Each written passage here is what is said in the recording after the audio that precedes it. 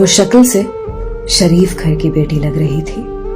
میں پاس گیا، میرے قریب ہو کر بولی، چلو گے صاحب؟ میں نے پوچھا، کتنے پیسے لوگی؟ کہنے لگی، آپ کتنے دیں گے؟ میں نے اس کی نیلی سی آنکھوں میں جھانک کر دیکھا، وہ بے بس سی تھی۔ میں نے بولا، آؤ کار میں بیٹھو۔ وہ ڈر رہی تھی، کہنے لگی، کتنے آدمی ہو؟ میں نے کہا، ڈرو نہیں، میں اکیلا ہی ہوں۔ وہ خاموش بیٹھی رہی، پھر کہنے لگی، آپ مجھے سگریٹ سے اذیت تو نہیں دو گے نا؟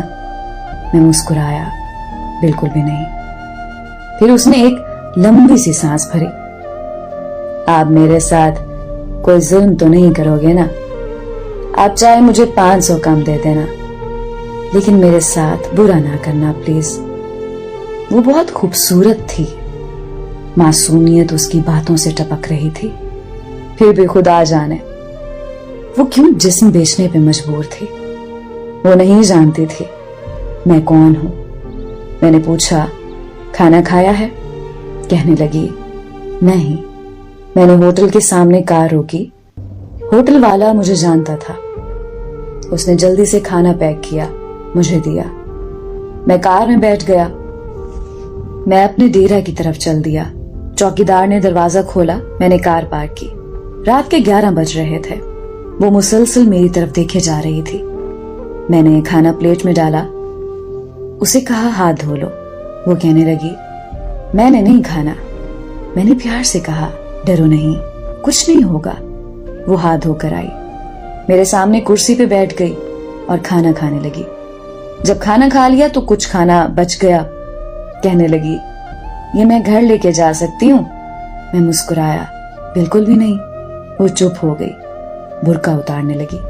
میں نے کہا، رک جائیں، میرے پاس آ کر بیٹھ جائیں۔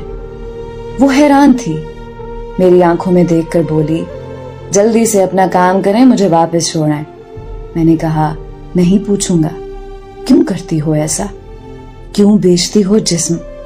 بس اتنا کہوں گا، چھوڑ سکتی ہو کیا یہ سب؟ وہ میرے چہرے کی طرف دیکھنے لگی۔ آپ پاگل لگ رہے ہیں مجھے۔ میں نے اس کی آنکھوں میں دیکھا، ہاں پاگل ہی ہوں میں، سب پاگل ہی سمجھتے ہیں مجھے۔ وہ کہنے لگی، اگر کچھ کرنا نہیں ہے تو مجھے واپس چھوڑ کر آؤ۔ میں نے اس کے سر پہ ہاتھ رکھا، پھر پرس سے 10,000 نکالے، اس کے ہاتھ پہ رکھے۔ وہ حیران تھی، کہنے لگی، میں نے نہیں لینے، آپ کیوں دے رہے ہیں یہ پیسے مجھے؟ میں نے اس کے چہرے پہ ایک تھکن محسوس کی تھی۔ وہ اپنے